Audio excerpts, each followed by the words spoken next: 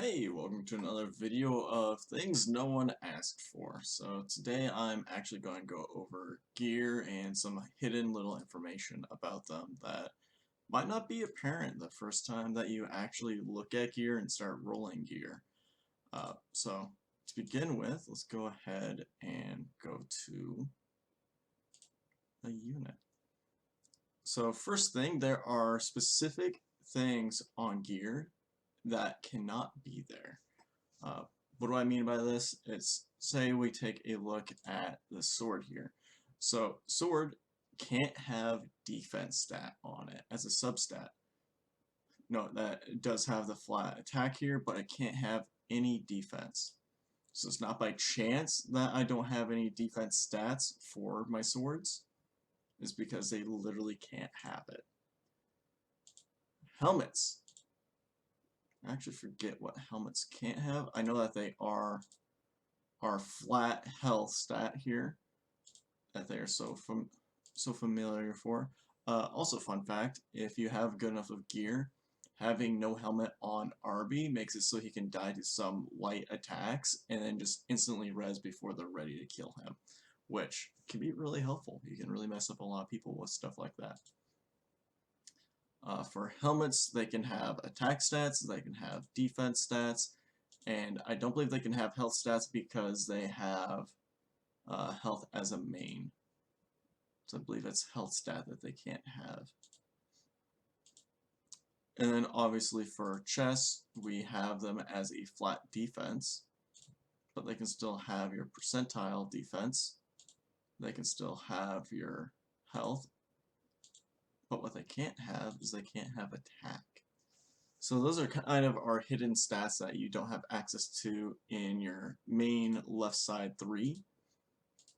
But now we get to our right side, our big stats. So when we're looking at a necklace, often a lot of people really like the crit damage. Notice when it goes to the full 90, it is at 70% crit damage. But is that the best that you can get? Because when you get one of these necks all the way to 60% crit chance, you're actually getting more bang for your buck out of them. Because in substats, you're getting more of a 4 to 5 as your max out of those, instead of the 8s. So if you have someone with a 60% crit hit chance on your neck, you are actually getting much more min-max out of your gear. So if you are going crit builds, I highly recommend the critical hit chance. That being said, if you're going for a skew, there's plenty of situations where you're going to be building a character who is attack based, where they will scale off of attack much more than their other stats. Looking at Gunthers, we're looking at Senya, we're looking at Hayoung. Hayoung's a really big one.